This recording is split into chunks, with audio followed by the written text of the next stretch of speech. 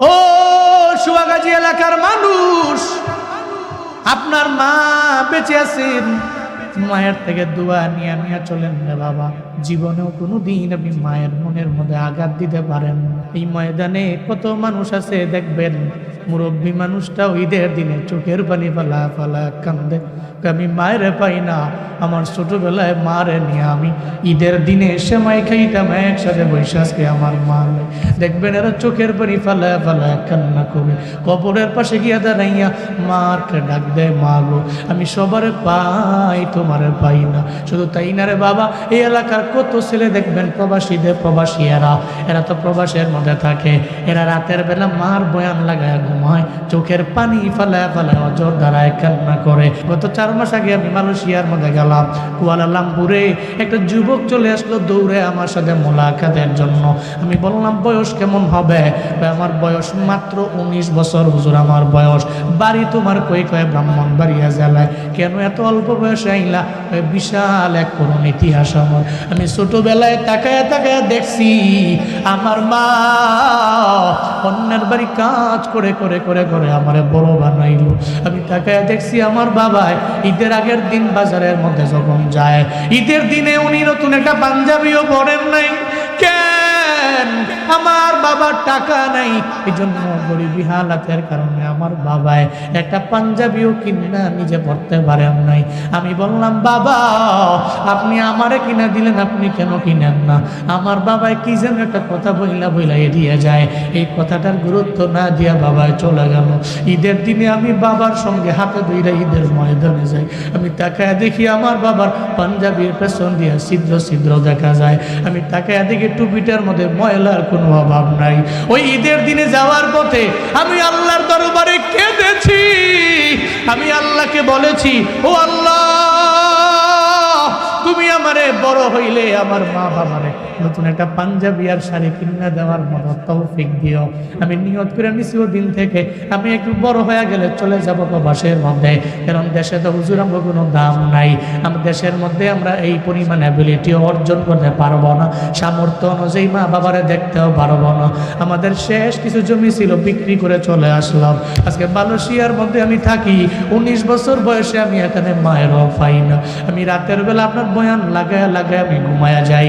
আমি মায়ের কথা মনে পড়লে চোখের পানি ফেলে কান্না করা ছাড়া কোনো আমার উপায় নাই।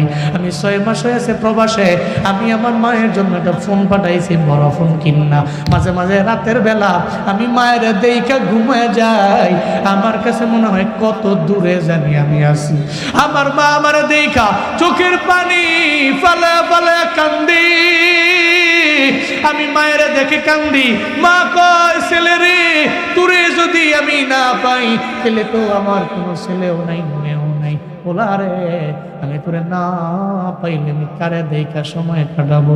আমি মায়েরে বলছি মা তুমি আমার জন্য যদি হাত তুইলা রবের দরবারে দোয়া করে দাও, আল্লাহ পাক আমরা ছিলাম গরিব, আল্লাহ ধনী বানাইতে পারে। কারণ মায়ের দোয়ায় মানুষ ধনী হয়, মায়ের দোয়ায় বড় আলেম হয়, মায়ের দোয়ায় বড় ওলি হয়, মায়ের দোয়ায় কাবার ইমাম পর্যন্ত হওয়া যায়, মায়ের দোয়ায় পৃথিবীর মানুষগুলো সর্বোচ্চ মাকামে যাইতে পারে, ঠিক কিনা? মায়ের দোয়ায় মানুষ দামি হয়, মায়ের দোয়ায় সর্বোচ্চ লেভেলে পৌঁছতে পারবেন। আপনি মায়ের দোয়া নিয়ে চলেন, দেখবেন আপনার ইহকাল এবং পরকাল 2 জগৎ কামিয়াব হয়ে যাবে রে বাবা। আপনি শুধু মায়ের দোয়া নিয়ে চলেন না।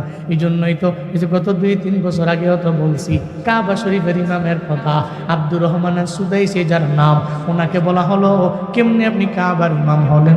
আমার নিজের ব্যক্তিগত পাওয়ারে না, আমি ছোটবেলায় মায়ের দোয়ার বদৌলতে আল্লাহ পাক আমারে কাবার বড় ইমাম বানায়া দিয়েছে। আমার বাড়ি মক্কাতেও না, বাড়ি মদিনাতেও না। যার তিলাওয়াতে এত মজা, তিলাওয়াত এই বৃদ্ধ বয়সে করলেও মানুষগুলো চোখের পানি ফেলা ফেলা কান্না করে। আব্দুর রহমান সুদাইসি জানা দেয় সাংবাদিকেরা, ছোটবেলায় আমার বাড়ি তো ছিল আল কাসিম শহরের মধ্যে। ওই জায়গা থেকে আমি মায়ের সাথে উমরা করার জন্য বাইতুল্লাহ আইলাম, বাইতুল্লাহ তাওয়াফ করতে লাগলাম। হঠাৎ করে আমার মা আমার মাথা ফের এক সাইডে রেখে দিল। মা নিজে নিজে একা একা ঘুরে ঘুরে তাওয়াফ করতে লাগলো। আমাকে যখন রেখে গেল, মা ঘুরে ঘুরে তাওয়াফ করে। একটু পরে বাইতুল্লাহর প্রতি আমার প্রেম জেগে গেল। আমি বাইতুল্লাহর কালো গিলাফ ধরে তাওয়াফ করার জন্য পাগল পাড়া হয়ে গেলাম। আমি নিজে নিজে একা একা আমি ঘুরতে লাগলাম। হঠাৎ করে মা আব্দুর রহমান সুদাইসিরে তো খুঁজে পায় না। এত লক্ষ লক্ষ মানুষের ভিড়ে যদি হারায় যায়, বাইতুল্লাহ এক গেট দিয়ে ঢুকবেন আর ওই গেট দিয়ে বের হবেন, কষ্ট হয়ে যাবে। আপনি এক গেট দিয়ে ঢুকছেন আর এক গেট দিয়ে বের হয়েছেন, গেটের তো কোনো অভাব নাই। এত বড় জায়গা, এত বড় মানুষ, এত এত এত মানুষ, ওই জায়গার মধ্যে মা পেরেশানির মধ্যে পড়ে গেলেন। আমার আব্দুর রহমান সুদাইসিনে আমি কোথায় পাবো?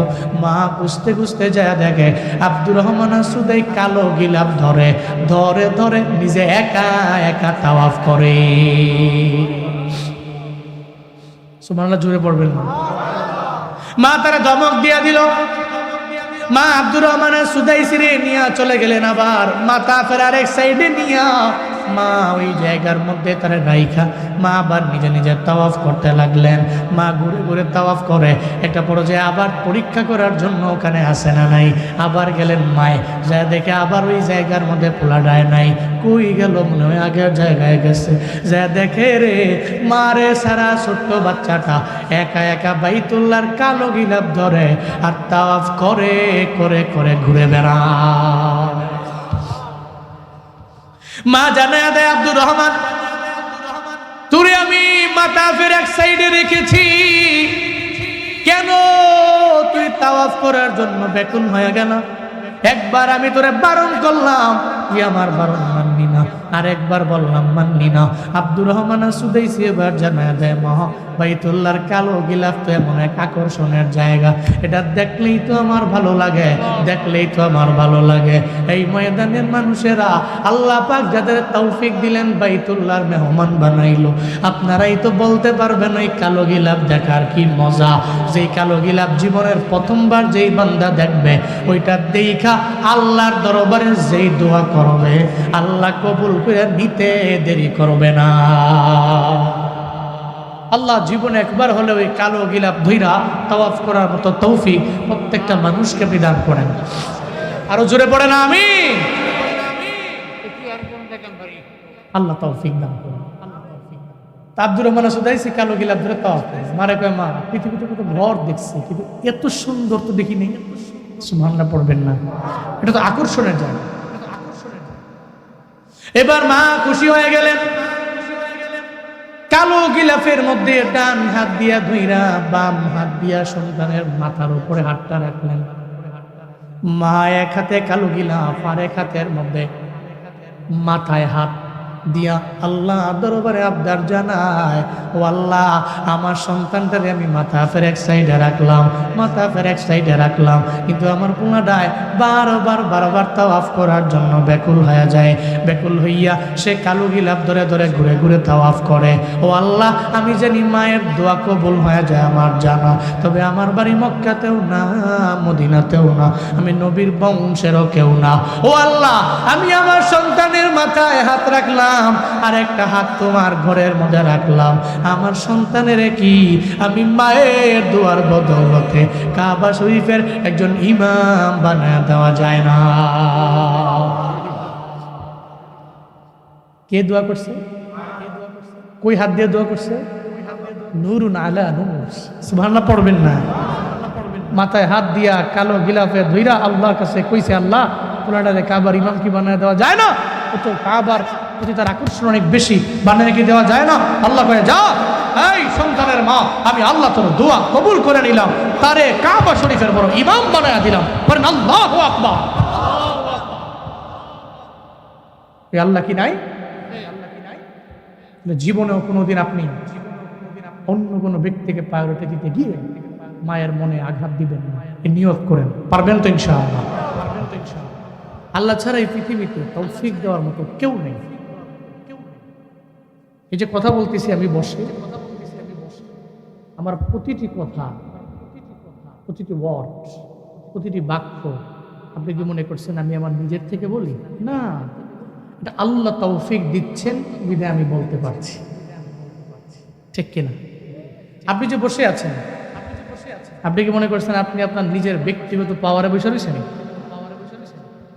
আপনার মতো আমার মতো মানুষ, আপনি হসপিটালের বেডে যান, ভর্তি আছে মাসের পর মাস, শুয়ে রয়েছে, উনি বসতে পারেন না, এরকম নাই? শুয়ে আছে, বসতে পারেন না, সবাই তারে ধরাধরি করে একটু জায়গায় বসে, সর্বোচ্চ 1 মিনিট বসার পরে কয় আমার আর বসায় রাখিস না, শুয়ায় দে। এর মানে আমরা এমন দুর্বল, বসার মতো যোগ্যতা আমাকে নাই। আছে সামনে খাবার আছে, এই প্লেট থেকে 1 লোকমা খাবার নিয়ে আপনি উঠে খাবেন, এটা আমার আপনার ভিতরে এই সামর্থ্য নাই, এই যোগ্যতাও নাই। আমরা কে দিছেন? সকলে চিল্লায় একবার করে পড়েন আলহামদুলিল্লাহ, আরো জোরে আলহামদুলিল্লাহ। আমার সাথে পড়ুন রব্বানা লাকাল হামদ হামদান কাসীরান তাইয়িবান মুবারাকান ফি ইয়া রাব্বি লাকাল হামদু কামা ইয়ানবাগি লিজালালি ওয়াজহিকা ওয়া আযীমি সুলতানিক লাকাল হামদু বিল ঈমান লাকাল হামদু বিল ইসলাম লাকাল হামদু বিল কুরআন। ঈমান দ্বারা, ইসলাম দ্বারা, কুরআন দ্বারা প্রশংসা করলাম কার? মৃত্যু পর্যন্ত করবো তো ইনশাআল্লাহ। আল্লাহ তৌফিক দান করেন, সকলে পড়েন আমিন। ভাই সব আমি লম্বা চড়া কথা সময় বলতে পারবো না। আমি আজকে ঘুম থেকে জাগার পর থেকে গলায় পেন, এটা কথা বলতেছি না, পেন শুধু বাড়ছি। মূলত এই কারণে গলা ব্যথা করলে অথবা জ্বর টোর আসলে শরীরের উপর আর টর্চার করতে নাই, করলে আরো বাড়ে। এরপরেও যতটুকু সম্ভব আমরা বলবো, শুনবো, দোয়া দিয়ে বাড়ি যাব। বলেন ইনশাআল্লাহ। উঠতেন না মোশতাক ফৈজি হুজুরের মতো হাওন যাইব, বন যাইব, লাগলে হুত্তালাম, মাগার উঠা যাবে না। জোরে কোন মারহাবা, আল্লাহ কবুল করেন। সূরাতু জিলজাল আমি তিলাওয়াত করেছি খুতবায়। কোন সূরা? এটা হচ্ছে 114টি সূরার ভিতরে 99তম সূরা। কয়তম? 99তম। মাত্র 8টি আয়াত। কয়টি? মতভেদ আছে, মাক্কি সূরা নাকি মাদানী সূরা, মতভেদ আছে। তবে এই সূরা অধিকাংশ মুফাসসিরিনে কেরাম বলেছেন এটা মাদানী। নবীর উপর আল্লাহ পাক নাজিল করলেন সূরা জিলজাল। আল্লাহ মেসেজ দিলেন কিয়ামতের ব্যাপারে। মানুষের মনের মধ্যে চিন্তা ঢুকলো, আমরা যে ন্যাক করি আর বদ করি, ভালো কাজ করি অথবা খারাপ কাজ করি, এই সমস্ত বিষয়ে কি আল্লাহ সব বিষয়ে হিসাব নিবে? প্রশ্নের জবাবে আল্লাহ সূরা জিলজাল নাজিল করলেন। তোমার বিন্দু থেকে জাররা পরিমাণ ন্যাক যদি তুমি করো, সেটা তুমি পাবে, ঠিক বুঝে পাবে। ঠিক তদ্রূপভাবে কেউ জাররা থেকে জাররা পরিমাণ গুনাহ যদি করে, ঠিক বুঝে পাবে, এতে কোনো সন্দেহ? ঠিক বুঝে পাবে। আপনি মনে করছেন গুনাহটা ছোট, করে ফেলি, আবার নেকের কাজ দূর, ছোট নেকের কাজ বাদ দিই। আপনার এই ছোট ছোট ছোট ছোট কণাগুলো, বালু কণাগুলো একদিন বিশাল এক সমুদ্রে পরিণত করে। আপনি এটা কল্পনা করতে পারবেন না যে এই নেক আপনার জান্নাতে যাওয়ার ওসিলা হয়ে গেছে।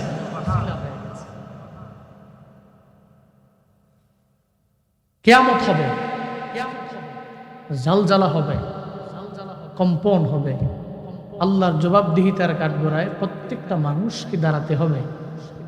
এই ব্যাপারে কোনো সন্দেহ আছে? সন্দেহ নেই। আমানতু বিল্লাহি ওয়া মালাইকাতিহি ওয়া কুতুবিহি ওয়া রুসুলিহি ওয়াল ইয়াউমিল আখির ওয়াল কদরি খাইরিহি ওয়া শাররিহি মিনাল্লাহি তাআলা ওয়াল বা'সি বা'দাল মাউত। এক নম্বরে ঈমান আল্লাহর উপরে, দুই নম্বরে মালাইকাদের উপরে, সব ফেরেশতা শ্রেণী ব্যাপারে ঈমান আনলাম। এক নম্বরে আল্লাহ, দুই নম্বরে ফেরেশতা, তিন নম্বরে যত আসমানি কিতাব সব কিতাবের প্রতি ঈমান আনলাম। সব আম্বিয়া আল্লাহ পাক যুগে যুগে যত নবী রাসূল পাঠাইলেন সব নবী রাসূলদের প্রতি ঈমান আনলাম। ওয়াল কদরি খাইরিহি ওয়া শাররিহি মিনাল্লাহি তাআলা, তকদিরের ভালো মন্দের যে ব্যাপার, সব ভালো মন্দের মালিক হলেন আমার আল্লাহ। তাকদীরের মালিক আমার রব, তকদিরের ভালো মন্দের মালিক হলেন আমার রব। আল্লাহর প্রতি ঈমান আনলাম। ওয়াল ইয়াউমিল আখির, আমার দুনিয়ার জগৎ শেষ এমন না, আমি মরার পরে আল্লাহ পাক রব্বুল আলামিন আবার আমার কবর থেকে উঠাইয়া জবাবদিহিতার কাঠগড়ায় দাঁড় করাবেন, এর প্রতিও আমি ঈমান আনলাম। কাইফা তাকফুরুনা বিল্লাহি ওয়া কুনতুম আমওয়াতা ফাআহইয়াকুম সুম্মা ইউমীতুকুম সুম্মা ইউহয়ীকুম সুম্মা ইলাইহি তুরজাউন।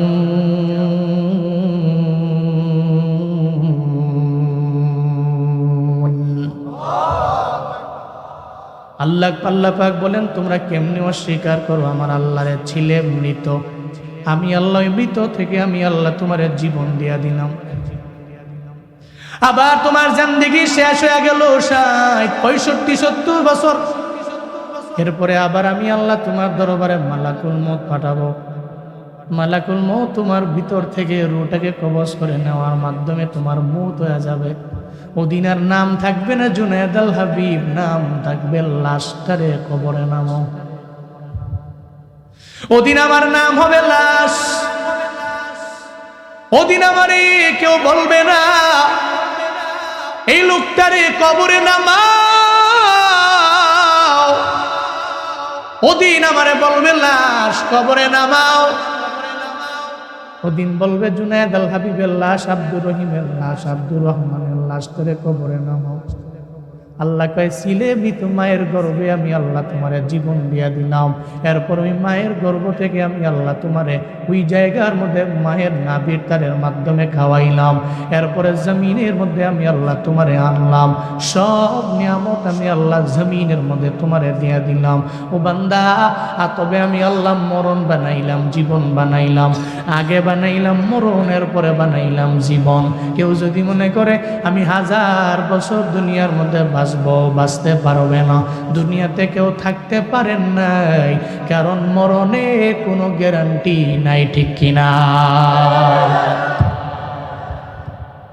আল্লাহ যদি বলে ও মালাকুল মউত যাও রূহটারে কবজ করে নাও,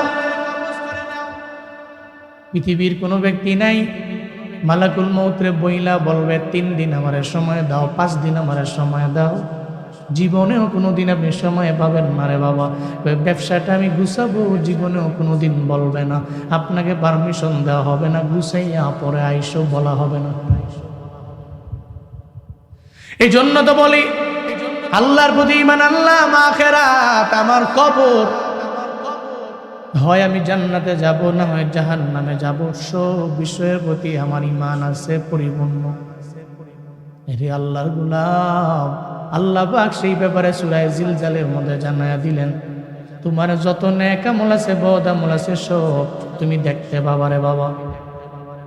ইযা যুলজিলাতিল আরদু জিলজালাহা ওয়া আখরাজাতিল আরদু মাসকালাহা ওয়া ক্বালাল ইনসানু মা লাহা। চিল্লা জোরে করে পড়েন আল্লাহু আকবার। আল্লাহ পাক বলেন ইযা যুলজিলাতিল আরদু জিলজালাহা, জমিন জালজালা হয়ে যাবে, কম্পনে প্রকম্পিত হয়ে যাবে। হাসরের ময়দানে একদিন কায়েম হবে।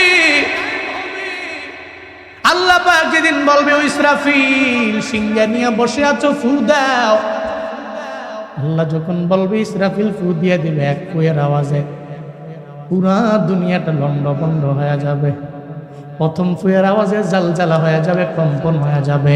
আল্লাহ পাক জানায়া দেয়, ইদা যুলজিলাতিল আরদু জিলজালাহা, এই জমিনটা যখন জালজালার কম্পন শুরু হয়ে যাবে, আপনারা বলেন তো এই জমিন কথা মানে কার?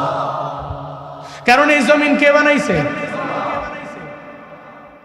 আল্লাহ যদি বলে, ও জমিন আমি তোরে বানাইছি, যা আদেশ করবে সব জমিন মানতে বাধ্য। আজকে বাংলাদেশের ভূমিকম্পই জানায়া দিল, তোমার তো পাওয়ার, তোমার তো ক্ষমতা। 5.7 মাত্রার এই ভূমিকম্প জানায়া দিল, তোমার বিন্দু মাত্র পরিমাণ পাওয়ার নাই। সর্বময় ক্ষমতার মালিক একজন, চিল্লায়া বলেন তার নাম। আর যদি থাকতো কয়েক সেকেন্ড, ঢাকার শহরে আজকে লাশের মিছিল হয়ে যেত, পুরো দেশের মধ্যে কান্নার দুল পড়ে যেত রে বাবা। আল্লাহ কয়ে, তোর এত পাওয়ার, আমি আল্লাহর কাছে পাওয়ারের বিন্দু মাত্র পরিমাণ বেল নাই রে বাপ, আল্লাহর কাছে নাই। ইন্নাকা আলা কুল্লি শাইইন কাদির, সব ব্যাপারে ক্ষমতাকার আল্লাহ পাকের ক্ষমতা। আপনি যদি মনে করেন যে ভূমিকম্পটারে আমি আমার নিজের ব্যক্তিগত পাওয়ারে বন্ধ করব, পারবেন না। আপনার বিন্দুমাত্র পরিমাণ কোনো ধারণাও নাই, কোন সময় হবে, কবে হবে জানাও নাই। আমি টেকনাফ থেকে এসে বয়ান করে ঘুমাইছি ফজরের 2 ঘন্টা পরে। এরপরে ঘুম থেকে যেই আমি বুঝছি যে ভূমিকম্প হয়েছে, এর মানে আমিও জানি না। আমার ওয়াইফে ফোন দিয়া কয়, মা ফোন দিয়া কয় ছেলেরে, ঠিক আছে নি? আমি ঠিক আছে। কি হয়েছে? তুই জানো না? আমার কাছে মনে হয়েছে পুরো বিল্ডিং মনে হয় ভেঙ্গে চুরমার হয়ে যাবে। এমন এক জুমার দিনে কিয়ামত হবে। ও সুয়াগাজীর মানুষ, এমন এক জুমার দিনে আপনি হেলায় হেলায় দুলায় দুলায় আপনি দৌড়াতে থাকবেন, হঠাৎ করে দেখবেন কিয়ামত কায়েম হয়ে গেল। তবে ওদিন মাত্রাটা 5.7 মাত্রায় ভূমিকম্প হবে না রে বাবা। ইদা যুলজিলাতিল আরদু জিলজালাহা। এই জন্যই তো কিয়ামতে কেউ কারো খবর নিবে না। এই যে আজকেও দেখলাম, আমি আসার পর একটা ভিডিওর মধ্যে দোকানের মধ্যে কম্পন সৃষ্টি হয়ে গেল। বাবাও আছে, ছেলেও আছে, দোকানদারও আছে। যখন দোকানটা কাঁপতেছে পড়ে যাবে এমন একটা হালাত। বাবা সন্তানটারে রাইখা দৌড় দিয়া চইলা গেছে বাহিরে, সন্তানের খবরও নাই। যখন বাহিরে গেছে পোলাটাও দৌড়ে বাহিরে যাওয়ার পরে এবার বাবাই ছেলেটারে হাতের মধ্যে নিয়ে বুকের মধ্যে নেয়, কিন্তু এই জায়গার মধ্যে ছেলের কথাও মনে নাই। আমি এই ভিডিওটা দেখার পরে আল্লাহ পাকের ওই আয়াত আমার মনে পড়ে গেল রে বাবা। ইয়াউমা ইয়াফিরুল মারউ মিন আখি ওয়া উম্মিহি ওয়া আবিহি ওয়া সাহিবাতিহি ওয়া বানি। আল্লাহ পাক বলছেন হাসরের ময়দানে এত ভয়ঙ্কর, ওদিন মেয়ে মার খবর নিবে না, মা মেয়ের খবর নিবে না, এই বাবা সন্তানের খবর নিবে না, সন্তান বাবার খবর নিবে না, কেউ কারো খবর নিবে না। ওদিন আপনি একা,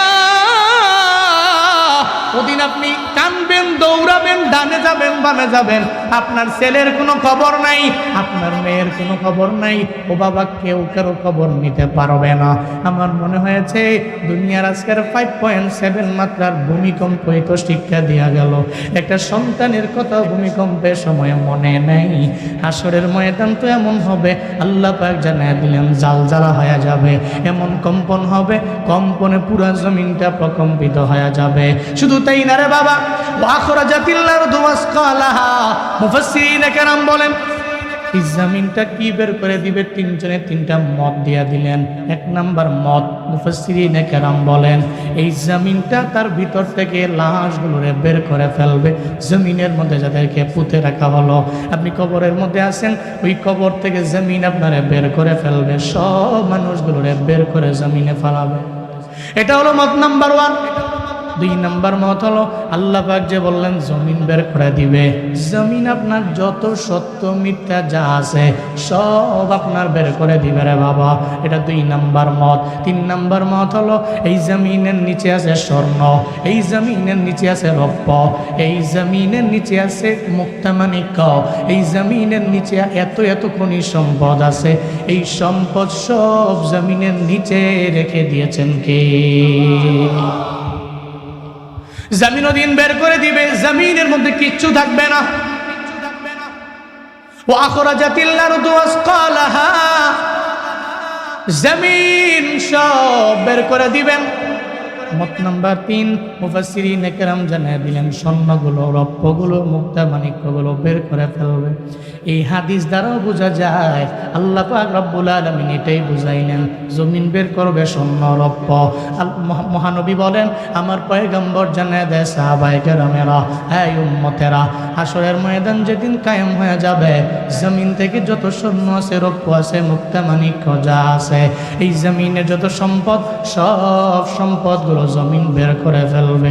ওদিন যেই বান্দা নাফরমান, যেই বান্দা বড় গুনাহগার, হাসরের ময়দানে ওই যেদিন কায়েম হয়ে যাবে, যেই বান্দা আরেকজনকে মেরে ফেললো, নিজের হত্যাকারী বানাইয়া নিজে জমিনের মধ্যে চলাফেরা করলো, ও তখন দেখবে এই জমিনের মধ্যে দিন মণিমুক্তার কোনো অভাব নাই।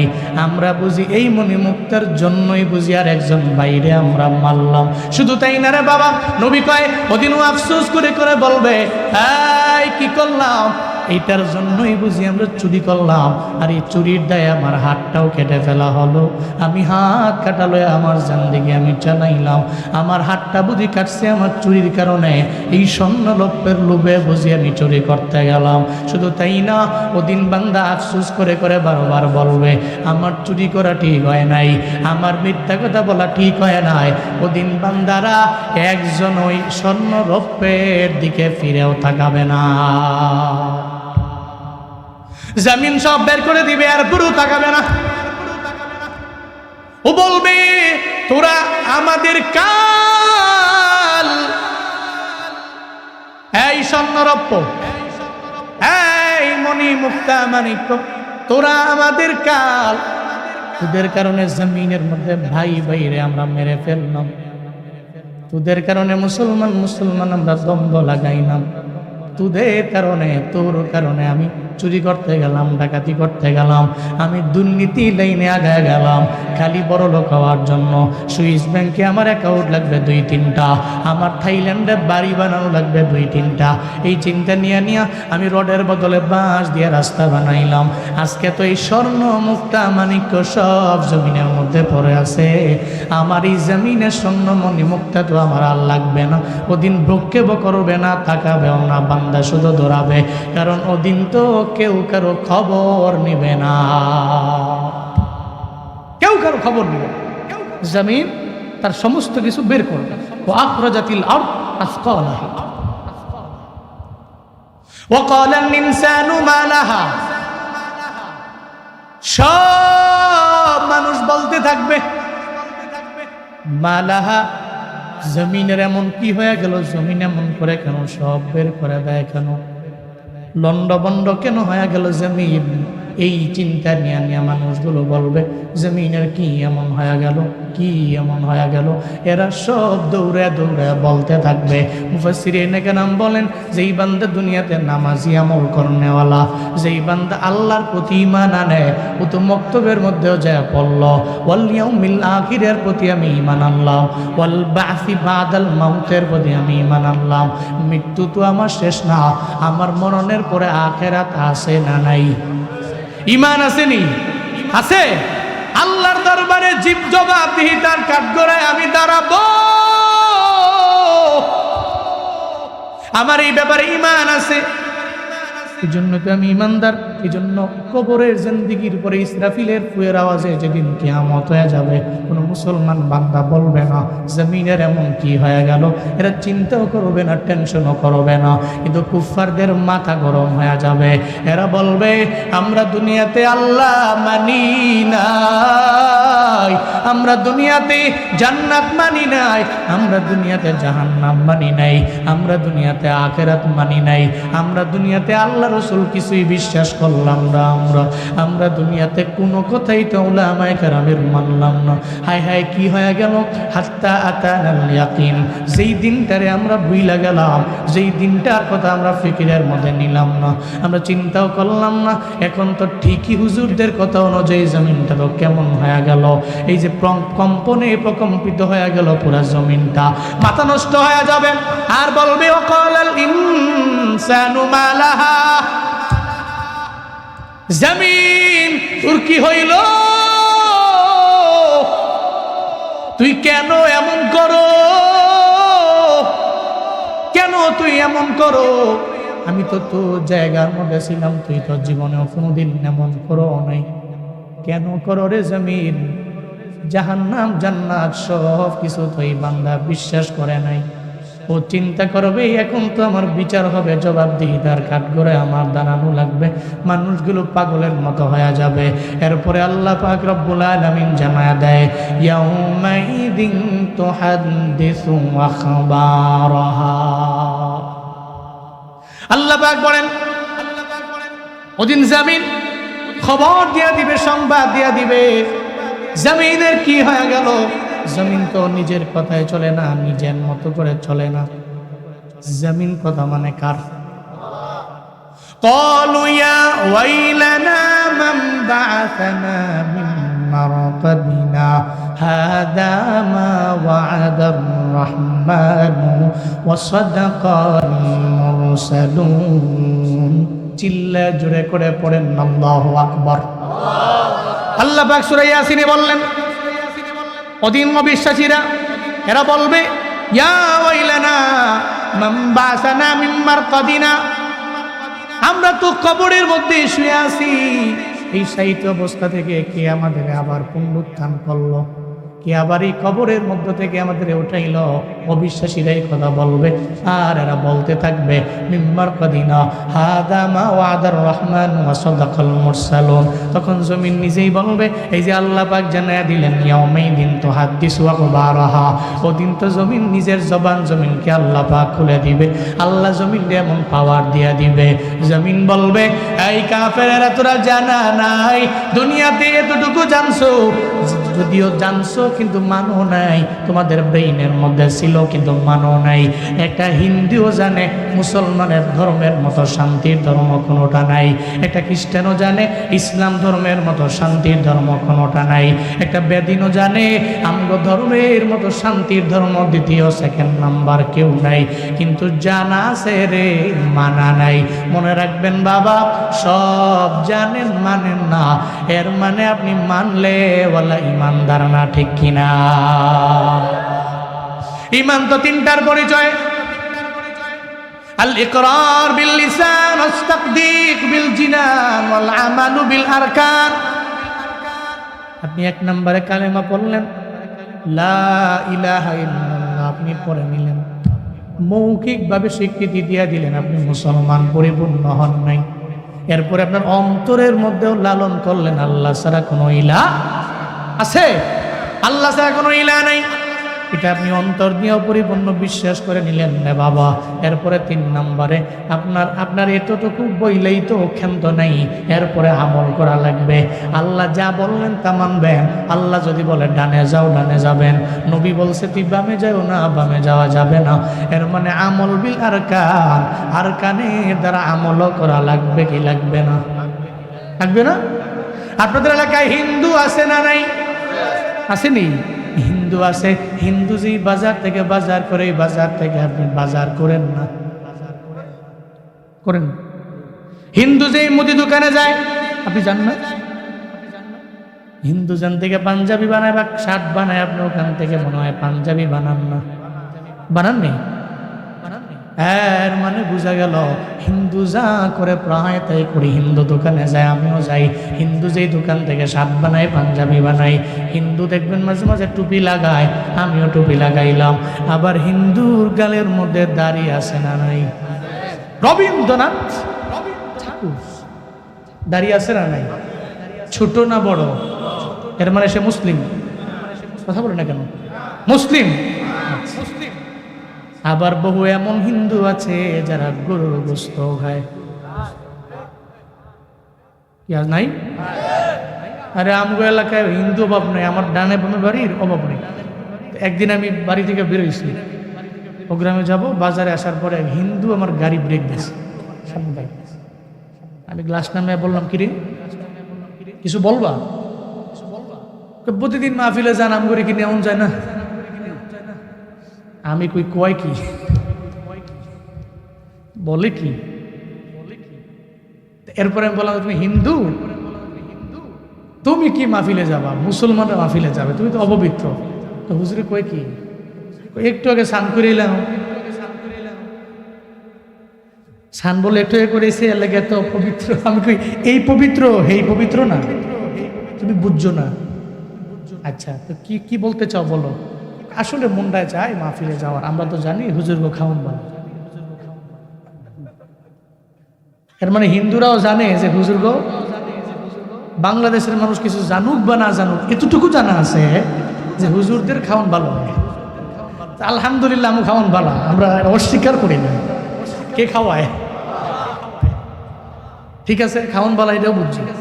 কি বলতে চাও? আমরা তো মাহফিলে গেলে মোটামুটি একেবারে ইনটেক গরু গোশত রাইন্দা রাখে, গরম গরম। তো মাঝে মাঝে আম করে নিলে, আমি তো গরিব মানুষ, মাহফিলে কি আপনার পরিচয় দিয়ে না যে আমি হিন্দু, বৈশা বৈশা মোটামুটি গরু গোশত দিয়ে তোকে ভাত খাইয়া একটা বইরা পরে আপনার ওয়াজ হই না ভাইতে ফিরাম। এর মানে বোঝা গেল হিন্দু গরুর গোশত খায় কি খায় না?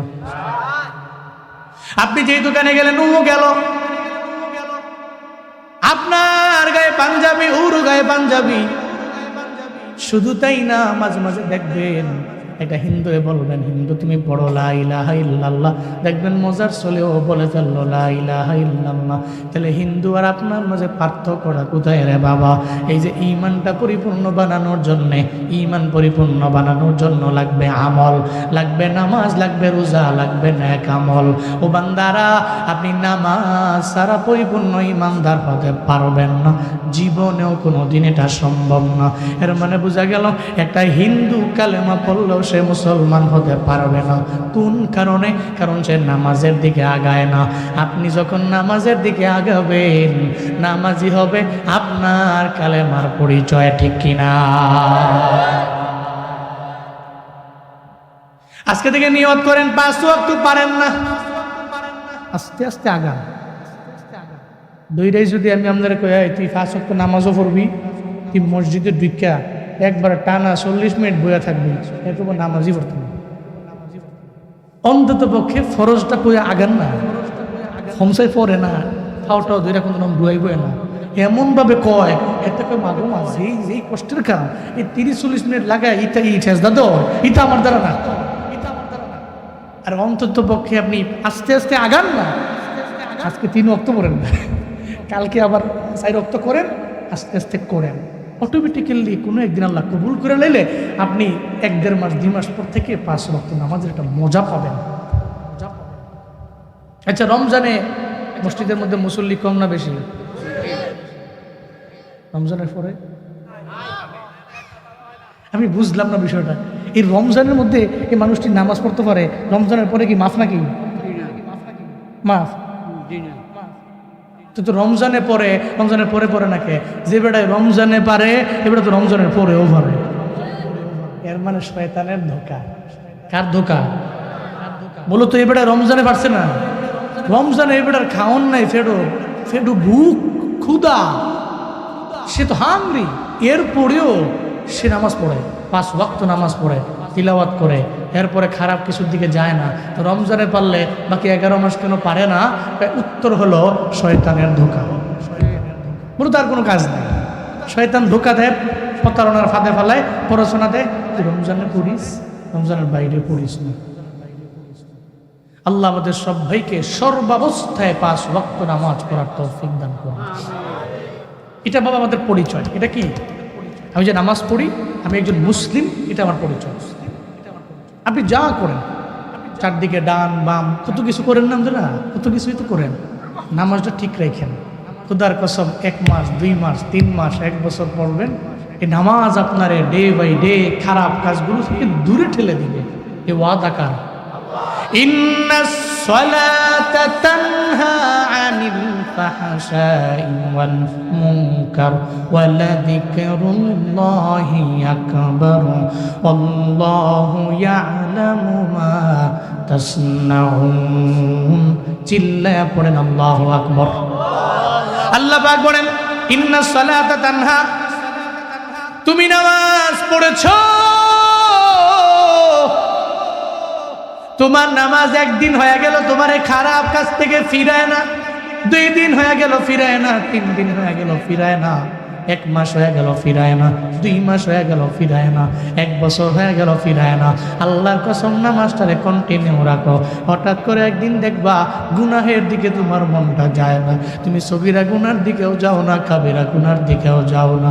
তখন নামাজ তোমারে বলবে, এই তুই আমারে পড়ো, তুই আবার এই নামাজ পড়ার পরে নিজেরে মুসল্লি বানাইয়া এরপরেও কেন তুই অন্যায় কাজের মধ্যে যাও, এরপরেও কেন হারামের দিকে দৌড়ায়া যাও। দেখবেন নামাজটা আপনার গালিগালাজ থেকে দূরে রাখবে, মিথ্যা কথা থেকে দূরে রাখবে, অন্যায় থেকে দূরে রাখবে। এক কথায় নামাজ আপনারে সব গর্হিত কাজ থেকে দূরে রাখবে। চিন্না বলেন ঘোষণা তাহলে হাসরের ময়দানে জাহান্নামীরা বলবে, এই জমিনের কি হয়ে গেল? তখন জমিন বলবে, তোর জানা নাই, হাদা মা ওয়াদার রহমান ওয়া সাদাকাল মুরসালুন। আল্লাহ পাক রব্বুল আলামিন বলেন, জমিন বলবে, এটাই তো ছিল আমার আল্লাহর প্রতিশ্রুতি যে দুনিয়ার পরে আখেরাত, দুনিয়ার পরে আখেরাত আছে। এই ভুইলা যাও না, আমি আল্লাহ তোমার জবাবদিহিতার কাঠ গড়ায় দাঁড় করাবো না, এই বিষয়ে তুমি ভুইলা যাও না। দুনিয়ার পরে যে আখেরাত আছে, এই আখেরাতের প্রতি চিন্তা নিয়ে তুমি আগায় যাও। হাদা মা ওয়াদার রহমান, এটা হলো আমি রহমানের ওয়াদা, এটা হলো আমি রহমানের প্রতিশ্রুতি, এটাই তো আমি আল্লাহ কমিটমেন্ট করেছি। তোর দুনিয়ার পরে হলো আখেরাত। আর ওয়া সাদাকাল মুরসালুন, সমস্ত রাসূলেরা এই বিষয়ে সত্যায়ন করে বললেন দুনিয়ার পরে আখেরাত আছে, এতে বিন্দু মাত্র পরিমাণ কোনো সন্দেহ নাই। জমিন জবাব দিয়ে দিবে, এজন্য আমি এমন করি কারণ আখেরাত। কিন্তু মুমিনের জীবনে কোনো চিন্তা নাই। মুমিন মনে মনে চিন্তা করবে, মুলাকাত পাবো আমি আল্লাহ। আশতাকাল লিউরা ওয়া আমাল। জমিন সেদিন জমিনের মধ্যে প্রত্যেকটা মানুষ ইয়াসদুরুন নাস আশতাকা, এরা দলে দলে দলে দলে ভাগ হয়ে যায়।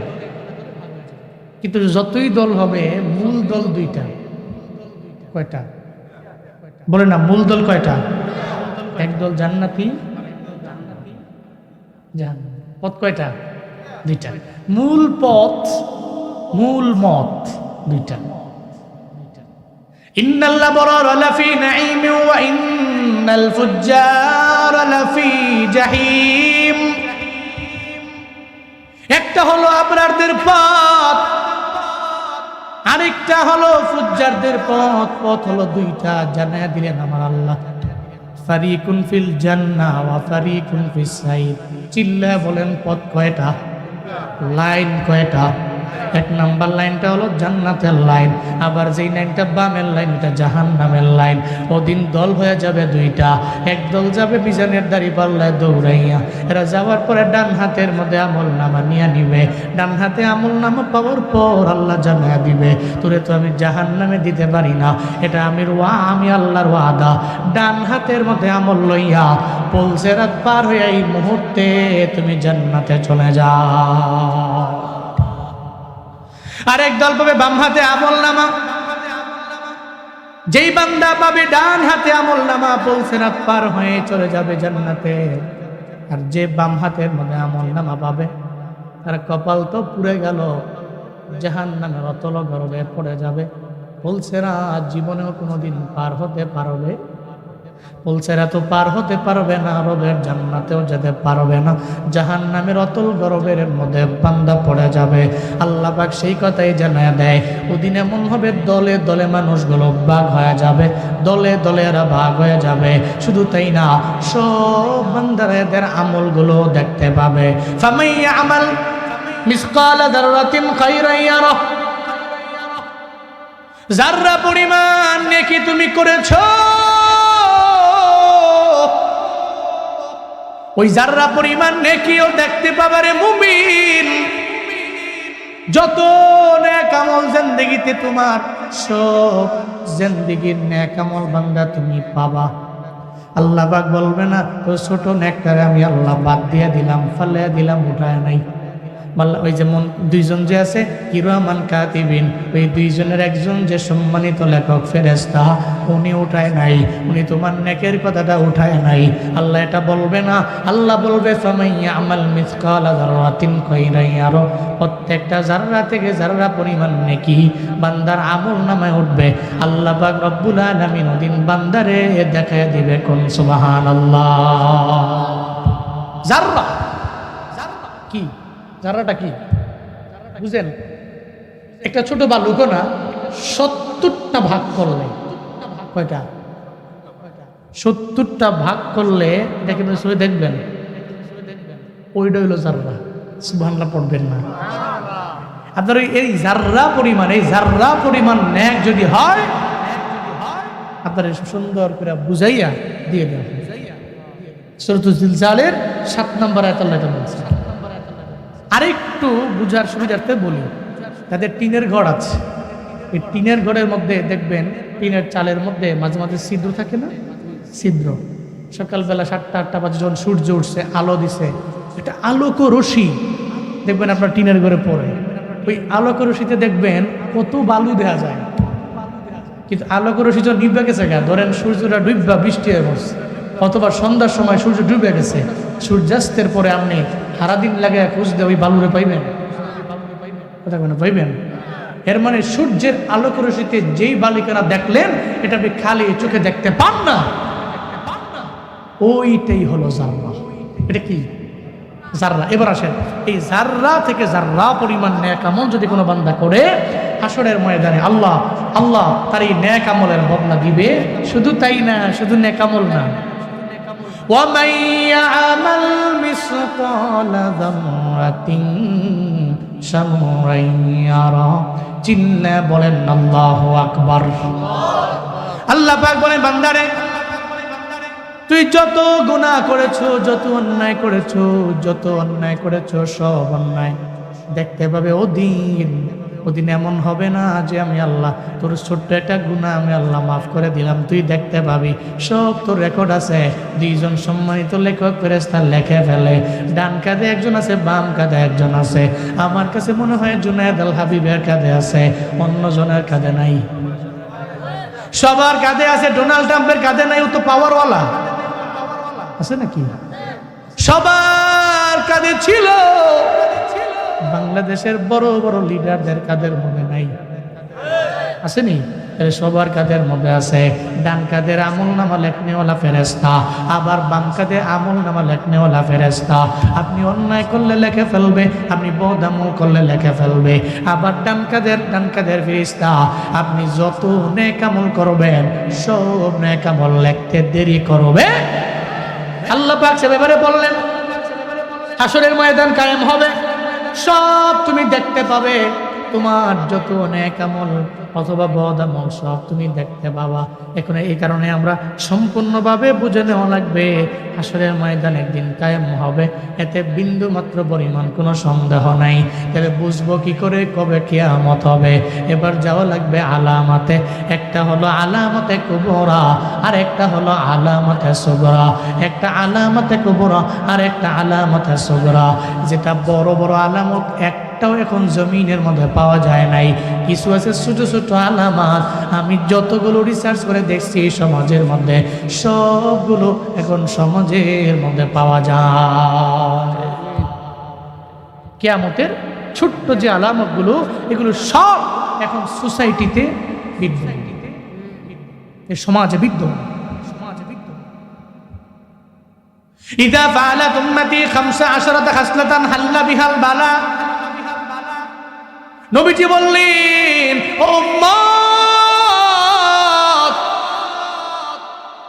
ইদা ফাআলাত উম্মতি 15 খাসলা, 15টা খাসলত যখন দেখবা আমার উম্মতের মধ্যে চলে আসছে, হাল্লা বিহাল বালা, তোমরা বালা মুসিবতের অপেক্ষায় থাকবা। 15টা কাজ যখন সমাজের মধ্যে তোমরা দেখবা। ফাকিলা ওয়া মা হুন্না ইয়া রাসূলুল্লাহ, সাহাবায়ে কেরাম বললেন, ও পয়গম্বর, সেই 15টা কি আমরা জানবার চাই। নবীজি ধারাবাহিকভাবে বলতে লাগলেন, ইদা কানাল মাগনামু দুআলা। 1 নম্বরে নবীজি বললেন, যখন আমার উম্মতেরা গনিমতের মালের নিজের মাল মনে করবে, রাষ্ট্রীয় সম্পদ ওর বাপের না, ওর দাদার না, ওর 14 গোষ্ঠীর না, এটা তো সব মানুষের সম্পদ, রিমিটেন্স যোদ্ধাদের সম্পদ, এটা তো আমগো তুমগো একটা রিক্সাওয়ালার সম্পদ। এই সম্পদ যারা নিজের সম্পদ মনে করে, এরা জীবনেও কোনোদিন নবীর খাঁটি উম্মত হতে পারে না, ঠিক কিনা? ইদা কানাল মাগনামু দুআলা, কিয়ামত কায়েম হওয়ার আগে নবী বলছেন, দেখবি আমার উম্মতেরা গনিমতের মাল নিজের মাল মনে করবে, এরা মনে করবে এটা আমারই মাল মনে করে মেরে দিবে। বাজেট হয়ে গেল 10 কোটি টাকা, ও কাম করে 1 কোটি টাকা, বাকি 9 কোটি তার ব্যাংকে। কেন রে, তোর ব্যাংকে রাখলে এটা তোর বাপের টাকা না, এটা তোর দাদার টাকা না, এটা তোর 14 গোষ্ঠীর কোনো সম্পদ না, আবার তোমার অর্জিত কোনো টাকা না। ও কয় এটা তো আমার ব্যক্তিগত সম্পদ। যারা এটা বলে, এটাই হলো কিয়ামতের আলামত। ইদা কানাল মাগনামু দুআলা, আমি বলছি না নবীজি বলছেন? গনিমতের মাল যারা নিজের মাল মনে করে, রাষ্ট্রীয় সম্পদ যারা নিজের সম্পদ মনে করে ভোগ করে, যখনই করবে কিয়ামত অত্যাসন্নিহিত। 1 নম্বর। 2 নম্বর, নবীজি বলেন, সাহাবীরা, ওয়াজ যাকাতু মাগরুম, ওয়াজ যাকাতু মাগরুম। আমার উম্মতেরা যাকাতকে জরিমানা মনে করবে। কি মনে করবে? যাকাতকে মনে করবে জরিমানা। সমাজে বহু ধনী আছে, টাকা পয়সা খরচ করে, আলহামদুলিল্লাহ, কিন্তু যাকাতের বেলায় নাই। এমন আছে না নাই? যাকাতের বেলায় নাই। উনি লেনদেন করে, লেনদেন করতে করতে করতে করতে বহু লেনদেন করেছে, কিন্তু যাকাতের বেলায় উনি নাই। উনি মনে করে এটা তো জরিমানা, এটা দিমু কে, কমে যাবো। অথচ যাকাত দেওয়া কি ফরজ না নফল? মুস্তাহাব। কি আপনার পরিচয়, আপনি যে মুসলিম পরিচয় কি, আপনি যাকাত দেন, এই কারণে আপনি মুসলিম, এটা আপনার পরিচয়। তো যাকাত, বুনিয়াল ইসলামু আলা 5 শাহাদাতি আল্লা ইলাহা ইল্লাল্লাহ ওয়া আন্না মুহাম্মাদার রাসূলুল্লাহ ওয়া ইকামিস সালাহ ওয়া ইতাইজ যাকাহ ওয়াল হজ ওয়া সাওমি রমাদান। ইসলামটা দাঁড়িয়েছে 5টা স্তম্ভের উপর। কয়টা? 5টা। 1 নাম্বার শাহাদাতু আল্লা ইলাহা ইল্লাল্লাহ ওয়া আন্না মুহাম্মাদার রাসূলুল্লাহ, 1 নম্বরে কালিমা। 1 নম্বরে কি? কালিমা। 2 নম্বর ওয়া ইকামিস সালাহ, নামাজ। কি? নামাজ। 3 নম্বর ওয়া ইতাইজ যাকাহ, যাকাত প্রদান। কি? যাকাত। 4 নম্বর হল হজ, হজ করা, হজ করা। 5 নম্বর সাওমি রমাদান, রমজান মাসে রোজা রাখা। কয়টা? তাহলে ইসলামটা দাঁড়িয়ে আছে যে 5টা স্তম্ভের উপরে।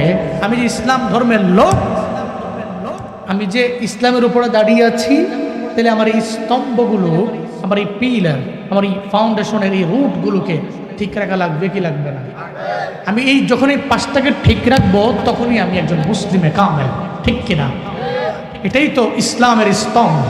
তাহলে যাকাত প্রদান করা এটা জরিমানা নয়, এটা মুসলমানদের ঈমানের পরিচয়। মুসলমান মনে করে আমাকে সম্পদ দিয়েছেন কে? কে দিয়েছেন? আপনি তো গরিব ছিলেন, আপনাকে কে ধনী বানিয়েছেন? কে বানিয়েছেন? আপনি মনে করছেন এই ধন দৌলত একেবারে মৃত্যু পর্যন্তই থাকবে, আল্লাহ জীবনেও কোনোদিন দিতে পারবে না, মনে করছেন এমন না। সাডেনলি তো আপনার হাতের মধ্যে কোনো সম্পত্তি নাই, আপনি আর পান না। এই ধনী যতই বাহাদুরি করো, হঠাৎ করে দেখবা বিকেল বেলা তুমি নাই, তোমার সম্পদও নাই, তোমার বাড়িও নাই। গত 2-3 বছর আগে যে বঙ্গবাজারের মধ্যে আগুন লাগলো, এক আল্লাহর বান্দা চোখের পানি ফালায়া ফালায়া কাঁদতেছিল। আমি জাকাত দিয়েছি, আমি জাকাত দেই, রমজান মাসে আমি জাকাত দেই, আমি এত পরিমাণে জাকাত দিই আমার পুরো এলাকার মধ্যে ছড়ায়া ছড়ায়া, এখন রমজানের মধ্যেই তো আগুনটা লাগছিল, ওই এখন তো আমার এমন হয়ে গেল, এখন আমি নিজে জাকাত খাওয়ার মতো উপযুক্ত হয়ে গেলাম, আমার যত সম্পত্তি আছে সব পুরো সরকার হয়ে গেল। এর মানে তোমার এত টাকা, তুমি এত বাড়ির মালিক, গাড়ির মালিক, তোমার সব ব্যবসা প্রতিষ্ঠান আছে। আল্লাহ কয় আমি আল্লাহ তো এমন ধনী, আমার ফুরায় না, আমি আল্লাহ তো দিলে দেওয়ার মতো আমি আল্লাহ দিতে পারি। তুই যদি মনে করো সব আমার, এই চিন্তা নিয়ে যদি আগায় যাও, আমি আল্লাহ তখন সুবল মেরে সব নিয়ে যাইতে পারি, কারণ ধনী হলো আমার আল্লাহ, আল্লাহর কাছে সব আমরা গরিব, ঠিক কিনা? ইয়া আইয়ুহান নাস আনতুমুল ফুকারা ইলাল্লাহ। আল্লাহ পাক বলেন মানুষ, আল্লাহর কাছে তোমরা বড় গরিব, বড় অসহায়। আল্লাহর কাছে তোমরা বড় গরিব, বড় অসহায়। তোমরা, আল্লাহ হলেন আমার ধনী, আল্লাহ হলেন গুণী, আল্লাহ হলেন হামিদ, আল্লাহ প্রশংসিত, আমার আল্লাহ হলেন ধনী, আল্লাহ হলো মোস্ট রিচেস্ট। আল্লাহ চাইতে এমন বড় ধনী কেউ নাই। তুমি যদি মনে করো তুমি বড় ধনওয়ালা, ধনের ভান্ডার তোমার আছে, কারুনের দিকে তাকাও না, আজও কারুনের যত সম্পদ আছে সব সম্পদ তো জমিনের মধ্যে ডাবে আর ডাবে আর ডাবে, কিয়ামত পর্যন্ত হাদিস সাক্ষী আছে, কিয়ামত পর্যন্ত কারুনের এই সম্পদগুলা এই জমিনের নিচেই যেতে থাকবে, নিচেই যেতে থাকবে, কারণ এর এত পরিমাণে সম্পদ।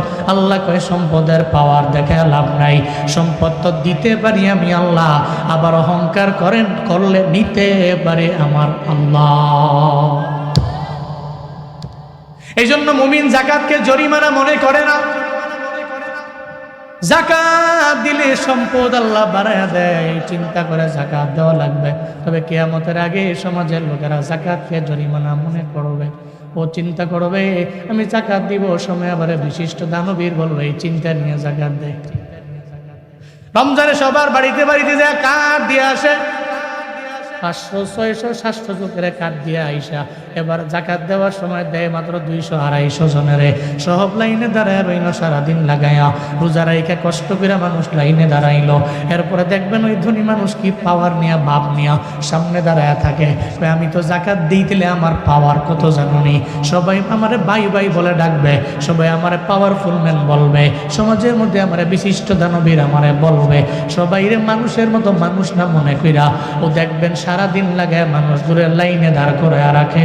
200-300 জন দেওয়ার পরে বাকি আর 200 জনের আর মনে রাখে না। এরপরে সবাই রে কয় আজকে বিদায় নাও, তুমি করে দেওয়া হবে না, শেষ হয়ে গেল। ও বাবা, এমন জাকাত দেওয়ার তোমার কিসের দরকার? জাকাত তো এমনিতে দেওয়া লাগবে।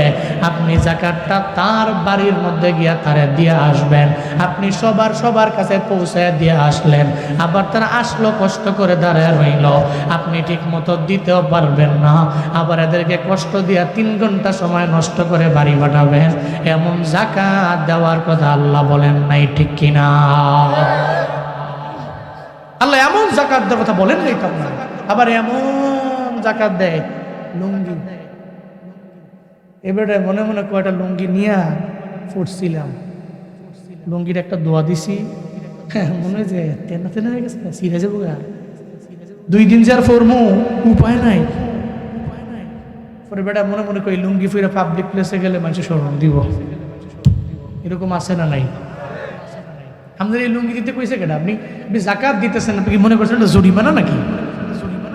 এটা তো আপনার ইসলাম এবং মুসলমানিত্বের পরিচয়। আপনি জাকাত দিবেন, জরিমানা মনে করে নয়, আপনি যাকাত দিবেন, এটা দিলে নেক হবে, সওয়াব হবে, আপনি মুসলমান, এর পরিচয়টা পরিপূর্ণ হবে, এই চিন্তা করে দেওয়া লাগবে। এরপরে ওয়াল আমানাতু মাগনামা, আমানাত মনে করবে এরা, নিজের টাকা মনে করে আমানতের টাকাও মাইরা দিবে। এজন্যই তো মানুষ মানুষের এখন বিশ্বাস করে করে করে নাকি, তোর কাছে টিহা দিব আমি এটা অবিশ্বাস করি না। তবে বড়দের দোষকে অনেক বেশি বড় দোষ বলা যায় না। আপনার মা বড় মুরব্বী মা, আপনার বাবা বড় মুরব্বী, আপনি বলবেন বাবারে তুমি তোমার সব পোলারে সমান চোখে দেখো, তাহলে আল্লাহ দরবারে হিসাব দেওয়া লাগবে। এতটুকু আপনি বাবারে ঠান্ডা মাথায় বুঝাইয়া দিবেন, আপনার মারে বলে দিবেন। এরপরেও যদি এরা আপনার 3 ছেলে, এক ছেলেরে আর এক রকম দেখে, আর এক ছেলেরে আর এক রকম দেখে, তাহলে জবাবদিহিতার কাঠগড়া তো আপনার আব্বার লেগাও যা, আপনার লেগাও তা, সবার জন্য এটা সমান। আপনার আব্বা আল্লাহর কাছে জবাবদিহি করা লাগবে, আপনার মাও করবে। তবে মা যদি বেদিনও হয়, বেঈমান হয়, আবার মাও যদি একজন বেশ্যা নারীও হয়, এরপরও মায়ের সাথে জীবনেও খারাপ ব্যবহার করা যাবে না। কিন্তু কিয়ামতের আগে মানুষ করবে। বাইজিদ বুস্তামি রহমাতুল্লাহ আলাইহি ওলি হয়ে গেলেন মায়ের দোয়ায়। কার দোয়ায়? মায়ের দোয়ায় হয়ে গেলেন উনি ওলি। এত বড় দামি ওলি হলেন, এই বাইজিদ বুস্তামির নাম মানুষ আজও নেয়। আবার বাইজিদ বুস্তামির নাম নিয়ে রবের দরবারে মানুষ দোয়া করে। কেন করেন? বাইজিদ বুস্তামি মায়ের দোয়া পাইল। ছোটবেলায় উনি বাবারে পান নাই, বাবা চলে গেছে মায়ের গর্ভে থাকা অবস্থায়, বাবা বিদায় নিয়ে চলে গেলেন। দুনিয়াতে আসলেন, ওনার কোনো ভাইও নাই, ওনার কোনো বোনও নাই, উনি একা। উনি একজন মায়ের কাছে। মা চিন্তা করে নিল, ওরে আমি বড় একজন আলেম বানাবো। এই চিন্তা করে বাইজিদ বুস্তামি রহমাতুল্লাহ আলাইহিকে মা নিয়ে চলে গেলেন, মাদ্রাসার মধ্যে দিয়ে আসলেন। আর যা বললেন, উস্তাদ ও ইলমের লাইনে সর্বোচ্চ জায়গায় পৌঁছার আগ পর্যন্ত আমার বাড়িতে দেখা করার সুযোগ দিবেন না। শর্ত দিয়ে দিছে, ওরা ডাকবেন, একেবারে পড়াশোনা শেষ না হওয়ার আগ পর্যন্ত ওরে বাড়ি বাড়াবেন না। এমন মা, সুবহানাল্লাহ পড়বেন না, ওরে বাড়াবেন না। বাইজিদ বুস্তামি চলে গেলেন মাদ্রাসার মধ্যে, পড়াশোনা করতে লাগলেন। কয়েকদিন পরে মায়ের কথা মনে পড়ে গেল, চিন্তায় পড়ে গেল, মায়ের সাথে আমার মোলাকাত কেমনে হবে? মা, কয়েকদিন হয়ে গেছে তোমার দেখি না। আতো আর রজুল যাওজাতাহু ফাআক্কা উম্মাহু। তাহলে কয়টা পাইলাম? 1 নাম্বার, ইদা কানাল মাগনামু দুয়ালা, মানুষ গনিমতের মাল রে নিজের মাল মনে করে। 2 নাম্বার, আমানতের টাকা নিজের টাকা মনে করবে। 3 নাম্বার, যাকাতকে জরিমানা মনে করবে। 4 নাম্বার, নিজে বউরে প্রায়োরিটি দিবে। 5 নাম্বার, মার অবাধ্য হবে। কয়টা গেল? 5টা। 5টা হয়। ওই যে বউকে ইতোয়াত করবে, আক্কা উম্মাহু। 5 নাম্বারে নিজের মারই অবাধ্য হয়ে যাবে। বউরে ইতোয়াত কইরা, আনুগত্য কইরা, ইত্তেবা কইরা আরে ভুলে যাবে। আপনি বউকে ফলো করতে পারবেন না, ইতোয়াত করতে পারবেন না, সেটা এমন না, কিন্তু আপনি বউয়ের সাথে মিশে সুন্দর একটা পরিবার গঠন করবেন, কোনো অসুবিধা নাই। ইসলাম আপনাকে সেই রাইট দিয়েছে। তবে আপনি মাকে মায়ের জায়গায়, স্থান আছে না, মাকে মায়ের জায়গায়, বউকে বউয়ের জায়গায়, সন্তান সন্তানের জায়গায় থাকবে। আপনি এগুলা ম্যানেজ করে আপনার আকল দিয়া খাটাইয়া সুন্দর একটা পরিবার গঠন করবেন। পারবেন না ইনশাআল্লাহ? আল্লাহ তাওফীক দান করেন। পড়েন আমিন। অর্তাফাতিল আসওয়াতু ফিল মাসাজিদ, এটা হলো 6 নম্বর। মসজিদের মধ্যে হট্টগোল করবে, হট্টগোল গন্ডগোল আছে না মসজিদে? জুমার দিন লেগে গেলে না দুই দলে, হুজুরে কই আবার আমি কই না, দূর আপনি একটা বাহেন, আরেক বেটা দাঁড়াই গেছে কাইন্দায় পাওয়ার তো বুঝেন না, একটা আটোর মালিক আছে মোটামুটি। হ্যাঁ, এবারটা মনে মনে কয় এবারটার 9 ফুট আমার 7 ফুট, পাওয়ার দুই অন্যরকম, ফোলা থাকে 3টা বিদেশ, লাভ দিয়ে দাঁড়ায় এবারটা মসজিদটা গুলাই লিছে। এরকম আছে না নাই? এটা মসজিদ, এটা আপনার ব্যক্তিগত ঘর নয়, এটা কার ঘর? ওখানে উচ্চ আওয়াজে কোনো কথা বলা যাবে?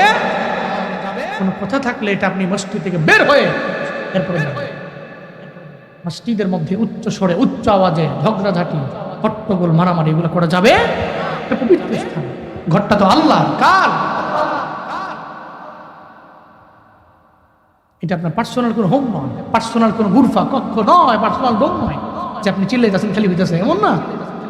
বহু জায়গায় দেখছি, বহু জায়গায় দেখছি আমাদের এলাকার মধ্যে মসজিদ আছে পাশাপাশি দুইটা। আমি অবাক হয়ে যাই মাঝে মাঝে, মানে পাশের এলাকায় দুই মসজিদ পাশাপাশি, সর্বোচ্চ 50 ফিট। বুঝছেন না বিষয়টা? কি বহুত দূরে নাকি দুই মসজিদ? আমি কিরে, তারা এই দুইটা মসজিদ কি তারা লগে লগে বানিয়ে এলো কি টিহাওয়ালা বেশি নাকি? তবে মূলত টিহা টুহা বিষয় না, জুমার দিন লেগে গেছে দুই দল মসজিদের ভিতরেই মারামারি কইরা যেই দল লাগছে, মানে যে দুই দল এর মধ্যে এক দল মোটামুটি বুঝলেন না ফাওয়ারওয়ালা ও টিহাওয়ালা। তোকে মসজিদের আগে আমি জুমার দিন থেকে আইলাম না, এটা তাগো মসজিদ। কয় কি তাগো মসজিদ? বলে মসজিদ কি তাগো তুগো হয় নাকি? মসজিদ কার? এই মিয়া মসজিদ তাগো তুগো কি হয়? তাগো মসজিদে গেলাম না, এটা কইয়াছে এবার রাগ হইয়া মসজিদ বানা দিতেছে না। আরে বাবুরা বেটা ঠেক নাকি টাকার পাওয়ার দেয়ছে বাপরে। তখন তো আমার কাছে মনে হয় 50 ফিট দূরত্ব, তো জুমার দিনে ইন্দা আল্লাহু আকবার কইলে আরেক বেটা জায়গা রুকুত সেজদার জায়গা উল্টাপাল্টা হয়েছে কেন? কারণ মাইকটাও তো তারা মনে হয় রেশারেশি করে কিনছে। তারা যদি মাইক লাগায় 8টা, তারা লাগাবো 10টা, খেলা হবে। হ্যাঁ, আর তুমি নামাজ যা নেওয়ানের লেগে আল্লাহ বসে দিছে, কয় পৃথিবীতে কোনো বান্দার নামাজ দিতাম না, তুমি উঠাই নিব। তোমরা মারামারি করে আর মসজিদ বানাইছো, বাপরে বাপ। এরকম মুসল্লি আর আছে নাকি? এত দামি মুসল্লি? নাউজুবিল্লাহ, জুড়ে কয় না। আপনি মারামারি রেশারেশি সমাজ ভাঙ্গা নিজের মতো কইরা নামাজ পড়া আল্লাহকে রাজি করা এত সোজা? সবাইকে নিয়ে থাকতে হবে, ঠান্ডা মাথায় কাজ করতে হবে। মসজিদের ভিতরে কোনো হট্টগোল গন্ডগোল এটা করা যাবে? আজকে থেকে পারবেন তো ইনশাআল্লাহ? তাহলে কিয়ামতের আগে 6 নাম্বার ছোট্ট আলামত হলো মসজিদের মধ্যে গন্ডগোল চলবে। আর এক দুটা বলতাম নি, সময় তো হয়ে গেছে, আবার গলাটাও ব্যথা করতেছে। আচ্ছা, আর গজল কম, লাস্টের দিনটা গজল করে শেষ করে দেব। আচ্ছা, এরপরে ওয়াকানা যাঈমুল কওমি আরযালাহুম, সম্প্রদায়ে কওমে গোত্রে বংশে নেতা হবে বকলম নেতা। হ্যাঁ, আর আমি একটু এই জন্যই কইছি, এই সমাজে আমি রিসার্চ করেছি, আমার গবেষণায় এই সমাজে প্রত্যেকটা বিদ্যমান বকলম নেতা ও গোত্রের বড় নেতা। নিজের নাম লিখতে গেলে এবার মনে ধাত্রী ভেঙে ফুরে গেছে তাড়াতাড়ি। আমি বাপরে বাপ, কলম টলম ভেঙ্গে অবস্থা খারাপ, নাম এবারে বড় মাতবর। এটা নবীজি বলছেন, নবীজি বলছেন কিয়ামতের আগে এমন হবে, কানা যাঈমুল কওম আরযালাহুম, সম্প্রদায়ের লিড দিবে যে ব্যক্তি মূর্খ, এই ব্যক্তি সম্প্রদায়ের লিড দিবে, গোত্রের লিড দিবে, বংশের লিড দিবে, সমাজের লিড দিবে। এটা নবীজি বলছেন।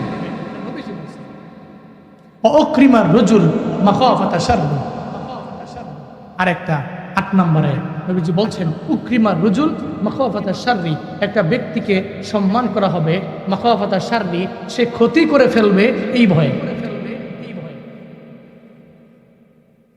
চলে না? তারে যদি সম্মান করে পুস্তার নামটা না দেও, মাহফিলটা বন্ধ হয়ে যাবে। কথা কোন ঠিক কিনা বলেন, ঠিক কিনা বলেন? তারা যদি নামটা যদি না দেও না উঠরে বন্ধ করে দিও মাহফিলটা। আমাদের এলাকায় বহু মাহফিল ভাবে বন্ধ হয়েছে, আমাদের এলাকায় চান্দিনায় বহু মাহফিল ভাবে বন্ধ হয়েছে। আমি দেখছি আহলে হক উলামায়ে কেরামদের এক মাহফিল বন্ধ হয়েছে। কেন? ওই এলাকার মধ্যে এক হুজুর আছে, হুজুর হুজুর হুজুর আচ্ছা, তবে হুজুর নামে কলঙ্ক আছে না কিছু, উলামায়ে সু, খারাপ হুজুর আর কি। তো হুজুরে করছে কি, এই আহলে হক উলামায়ে কেরামদের মাহফিল এবারে রাত্রেবেলা গিয়া 12টা-1টা বাজে, সবাই ঘুমাই গেছে গা, বাজারের মধ্যে পোস্টারটা টান দিয়ে ছিড়াইছে, সিসি ক্যামেরায় ধরাও হয়ে গেছে। ক্যামেরা হয়েছে কি, পরের দিন তো বিশাল এত বড় সাহস, অন্য একটা সুরে বাটপারে একটা সুডো ফলায় ছিললে এটা মানতাম। এবারে হুজুর মসজিদের এবারে উপস্থানটা ছিল হইল না, এটা হইল না, খেপে গেছে গা। এবারে তো মনে মনে করে সারছে। এই বিপদ থেকে বাঁচার জন্য একমাত্র পদ্ধতি হলো আমার বড় লিডার চলে গেছে, বড় লিডারের কাছে, বড় মাস্টার দিয়ে বুঝেন নাই, রাতের বেলা গিয়া লিডারের নিচে বৈশা আছে না 5-8 গোলাম, কি 4টা গোলাম, 5-8 গোলাম গিয়া মাস্টার নিয়ে বৈশা কামদটা করে লাইছে। কি করছো? তাগো পোস্টারটা ছিঁড়া লাইছে। কেন ছিঁড়ছো? তাগো বড় হুজুরের নামটা উফরে দিয়া আপনার নামটা নিচে দিছে, এটা আমি মানতে পারছি না। হুজুরের নামটা উফরে দিছে আর আমনের মতো লিডার নেতা, আমগো নেতা, এই নেতার নামটা নিচে দিছে, এটা আমি মানতে পারছি না, টান দিয়ে ছিঁড়া লাইছে। এবার নেতাও কইছে যা, কি আমার বায়োলটি দিছ যা, মাহফিলই বন্ধ। উল্টা এবারে সিটছে আরামে, এবারে মসজিদে সিটতে এবারে ঘুমায়। আর যারা মাহফিল কমিটি, মাহফিলও ক্যান্সেল হয়েছে, মাহফিল কমিটিরে থানার মধ্যে নিয়েও আরো বিশাল হয় না। হ্যাঁ, এর মানে বোঝা গেল তুই আমার নাম দিবি উপরে নিচে, তো এই নাম দেওয়ার কারণেও তোর মাহফিল বন্ধ হতে পারে। নাম কেন নিচে দিলি? তো এরপর থেকে আরো মনে মনে চিন্তা করে ঠিক আছে নামটা উপরে দেওয়া হবে, তবে মন থেকে দেওয়া হবে না। উকরিমার রজুল মাখাফাতা শাররি, ব্যক্তিকে সম্মান করা হবে তার ক্ষতির আশঙ্কা থেকে বাঁচার লক্ষ্যে। এটাই কিয়ামতের ছোট্ট আলামতের 8 নম্বর। ব্যক্তিকে সম্মান করা হবে তার সমস্ত অনিষ্টতা থেকে বাঁচার জন্য, রেহাই পাওয়ার জন্য। আল্লাহ আমাদের সবাইকে কিয়ামতের এই ছোট্ট আলামতগুলো জেনে শুনে বাস্তব জীবনে এগুলা থেকে এড়িয়ে থাকার তৌফিক দান করেন। আরো জোরে পড়েন আমিন। তাহলে গনিমতের মাল, এটা গনিমতের রাষ্ট্রীয় সম্পদ, এটা আমগোনা, ঠিক কিনা? এটা 1 নম্বর। 2 নম্বর হলো আমানতের টাকা। এটা কি, এটা আমার নাকি আরেকজনের? আরেকজনেরটা আরেকজনটা বুঝে আমি দিয়া দিব, এই আগুন দরকার নেই আমার কাছে রাখা। 3 নম্বর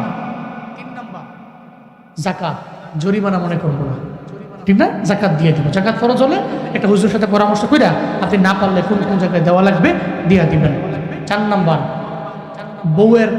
বউয়ের বাধ্য হন, ঠিক আছে, তবে মায়ের অবাধ্য হয়ে বউয়ের বাধ্য হওয়া যাবে না। হ্যাঁ, এরপরে মসজিদের মধ্যে হট্টগোল গন্ডগোল এটা করা যাবে না।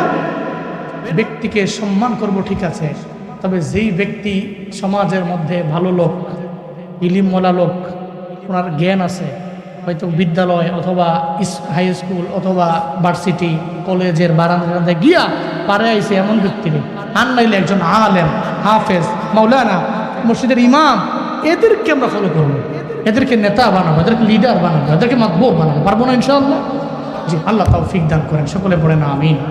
এটা নাশিদ বলবো। হ্যাঁ, ওকে, ঠিক আছে। তাহলে সবাইরে নিয়ে গাই নাকি? ওকে, সবাইরে নিয়ে। সবাই যায় নবীজির বাড়ি, আমার যাওয়া হইল না। বলেন সবাই যায় নবীজির বাড়ি, আমার যাওয়া। সবাই কইছেন নি? মুখ বন্ধ রেখেন না। সবাই যায় নবীজির বাড়ি, আমার যাওয়া। দয়াল নবীর রওজা শরীফ আমার দেখা হইল না। দয়াল নবীর রওজা শরীফ আমার দেখা হইল না। সবাই যায় নবীজির বাড়ি, আমার যাওয়া। সবাই যায় নবীজির বাড়ি, আমার যাওয়া। নবী আমার জীবন মরণ, নবী আমার সাধনা। নবী আমার জীবন মরণ, নবী আমার সাধনা। নবীর দেখা না পাইলে আমি অধম বাঁচব না। নবীর দেখা না পাইলে আমি অধম বাঁচব না। সবাই যায় নবীজির বাড়ি, সবাই যায় নবীজির বাড়ি, আমার যাওয়া। ধন্য তোমার জিন্দেগানি, ধন্য গো মা আমেনা, ধন্য তোমার জিন্দেগানি, ধন্য গো মা আমেনা। তোমার কোলে তশরিফ আনলেন মোদের শাহে মদিনা, তোমার কোলে তশরিফ আনলেন মোদের শাহে মদিনা। সবাই যায় নবীজির বাড়ি, সবাই যায় নবীজির বাড়ি, আমার যাওয়া, সবাই যায় নবীজির বাড়ি। আল্লাহ জীবন একবার হলেও যাওয়ার তৌফিক দান করেন। কথা বলবে কেউ? আল্লাহুম্মা সাল্লি আলা সাইয়্যিদিনা নবিয়িনা শাফিঈনা হাবিবিনা মাওলানা মুহাম্মদ সাল্লাল্লাহু তাআলা আলাইহি ওয়া আলা আলিহি والصلاة والسلام على سيد الأنبياء والمرسلين وعلى آله وأصحابه أجمعين يا أرحم الراحمين يا أرحم الراحمين يا أرحم الراحمين اللهم اجعلني صبورا واجعلني شكورا واجعلني في عيني صغيرا وفي أعين الناس كبيرا اللهم اجعلنا من المستجابين للدعوات اللهم اجعلنا من المستجابين للدعوات رب ارحمهما كما ربياني صغيرا رب ارحمهما كما ربياني صغيرا উদয়ার মালিক, আয় আল্লাহ গভীর রাতে তোমার দরওয়াজায় তোমার বান্দাগুলোর নিয়ে হাত বাড়াইলাম রে আল্লাহ। আয় আল্লাহ এই মানুষগুলোর মনে কি আশা, প্রাণে কি ব্যথা, আয় আল্লাহ আমি জানি না, প্রত্যেকের মনের নেক বাসনাগুলো পূরণ করে দেন রে আল্লাহ। আয় আল্লাহ এই মানুষগুলোর হায়াতের মধ্যে আপনি বরকত বাড়াইয়া দিয়েন রে আল্লাহ, রিজিকের মধ্যে বরকত বানায়া দিয়েন, দুনিয়াবি লাইনে কল্যাণ কামীদের অন্তর্ভুক্ত বানায়া দিয়েন রে আল্লাহ।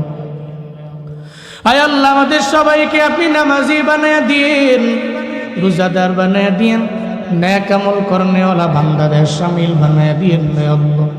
আয় আল্লাহ আমরা বড় গুনাহগার, আয় আল্লাহ গুনার বোঝা নিয়ে আপনার বাতায় হাত বাড়াইলাম রে আল্লাহ, আপনার দরওয়াজায় হাত বাড়াইছি, জিন্দেগির সব গুনাহগুলো আপনি মাফ করে দেন রে আল্লাহ।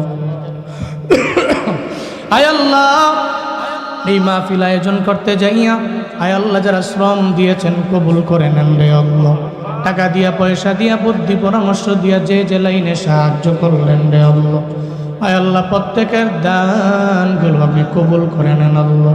আয় আল্লাহ প্রত্যেকের রিজিকের মধ্যে আপনি বরকত বাড়াইয়া দিয়েন আল্লাহ। আয় আল্লাহ রেমিটেন্স যোদ্ধারা আয় আল্লাহ শ্রমের টাকা দিয়ে এই মাহফিলের আয়োজন করলো রে আল্লাহ। আয় আল্লাহ ইয়াং সোসাইটিরা যুব সমাজের অক্লান্ত পরিশ্রমে এই মাহফিল দাঁড়াইল, আয় আল্লাহ প্রত্যেকটা যুবকের শ্রমগুলো আপনি কবুল করে নেন আল্লাহ। প্রত্যেকটা যুবকের আপনার হাতে দিয়া দিলাম, জিম্মাদার হয়ে যান আল্লাহ। আয় আল্লাহ যারা অসুস্থ প্রত্যেককে আপনি সুস্থতার নিয়ামত দান করে দেন আল্লাহ। আয় আল্লাহ প্রত্যেককে সিহতে আফিয়াত নসিব করে দেন আল্লাহ, সিহতে আফিয়াত আজলা কামেলা নসিব করে দেন রে আল্লাহ। উদয়ার মালিক আয় আল্লাহ বাংলাদেশের একজন উল্লেখযোগ্য আলেম, লক্ষ লক্ষ যুবকের হৃদয়ের স্পন্দন মাওলানা হাফিজুর রহমান সিদ্দিক সুস্থতার নিয়ামত দান করেন। আয় আল্লাহ 3 দিন হয়ে গেল দেশের কোনো জায়গায় ময়দানে বয়ানের মধ্যে যেতে পারে না রে আল্লাহ। আয় আল্লাহ, যেই যুবকেরা ওনার বয়ান শুইনা নামাজ পড়ে নাই, যারা নামাজ ধরলো, আয় আল্লাহ যারা গুনাহ করতো এরা এখন গুনাহ ছাড়লো, যারা দাড়ি রাখে নাই বয়ান শুনে দাড়ি রাখলো রে আল্লাহ। এই মানুষগুলোরে আপনি অসুস্থতার নিয়ামত দিয়ে না রে আল্লাহ। আয় আল্লাহ সুস্থতার নিয়ামত দিয়ে ময়দানে কাজ করার তৌফিক দান করে দেন আল্লাহ। আয় আল্লাহ আপনার হাতে দিয়ে দিলাম, আয় আল্লাহ আপনি জিম্মাদার হয়ে যান রে আল্লাহ। আয় আল্লাহ আরো যাতে আয় আল্লাহ দ্বীনি লাইনে খেদমত করতে পারে তৌফিক দান করে দেন আল্লাহ। আয় আল্লাহ আমরা যারা এই লাইনে আছি আপনি সুস্থতার নিয়ামত দিয়ে রাখেন রে আল্লাহ। অ্যাক্সিডেন্টে ফেলায় মাইরেন না, পানিতে ডুবায়া ডুবায়া মাইরেন না রে আল্লাহ, আগুনে পুড়ায়া মাইরেন না। আয় আল্লাহ সুস্থতার নিয়ামতের সাথে দ্বীনি খেদমত করার তৌফিক দান করে দেন রে আল্লাহ। ও দয়ার মালিক আয় আল্লাহ, আয় আল্লাহ মুমতাজুল করিম বাবা হুজুর, আয় আল্লাহ দেশের লক্ষ লক্ষ মানুষের কলিজার টুকরা মানুষ ছিলেন আল্লাহ। আয় আল্লাহ এই মানুষটার কবর আপনি জান্নাত বানায় দেন। আয় আল্লাহ অনেক ভালো ছিলেন, আয় আল্লাহ ওস্তাজুল আসাদিজা ছিলেন রে আল্লাহ। আয় আল্লাহ দুনিয়াতে চলার পথে যদি কোনো গুনাহ করে থাকে আয় আল্লাহ ওনার দরবারে, ওনার পক্ষ থেকে আপনার দরবারে আমরা মাফ চাই রে আল্লাহ। আয় আল্লাহ ওনার জিন্দেগীর গুনাহগুলোরে মাফ কইরা আপনি কবর জান্নাতের বাগান বানায়া দেন আল্লাহ। আয় আল্লাহ এই এলাকার মাটির নিচের কবরের আযাব মাফ করে দেন আল্লাহ। এই এলাকার মাটির উপরে গজব দিয়েন না, এই এলাকা আপনার হাতে দিয়ে দিলাম, জিম্মাদার হয়ে যান রে আল্লাহ। আয় আল্লাহ কত মা বোনেরা আমি গুনাহগারের সাথে হাত বাড়াইলেন, মা বোনদের মনে কি আশা প্রাণে কি ব্যথা আমার জানা নাই, মা বোনদেরও কবুল করে নেন, আবেদা বানায়া দেন আল্লাহ, জাহেদা বানায়া দেন, মুসল্লিয়া বানায়া দেন, মুজাক্কিয়া বানায়া দেন, রাবেয়া বসরির মতো ওলিয়া বানায়া দেন আল্লাহ। রব্বানা তাকাব্বাল মিন্না ইন্নাকা আনতাস সামিউল আলিম ওয়া তুব আলাইনা ইয়া মাওলানা ইন্নাকা আনতাত তাওয়াবুর রহিম। ওয়া সাল্লাল্লাহু তাআলা আলা খাইরি খালকিহি ওয়া আলা আলিহি ওয়া আসহাবিহি আজমাইন। আমিন আমিন আমিন। ওয়ারহামনা মাহুম ওয়ারহামনা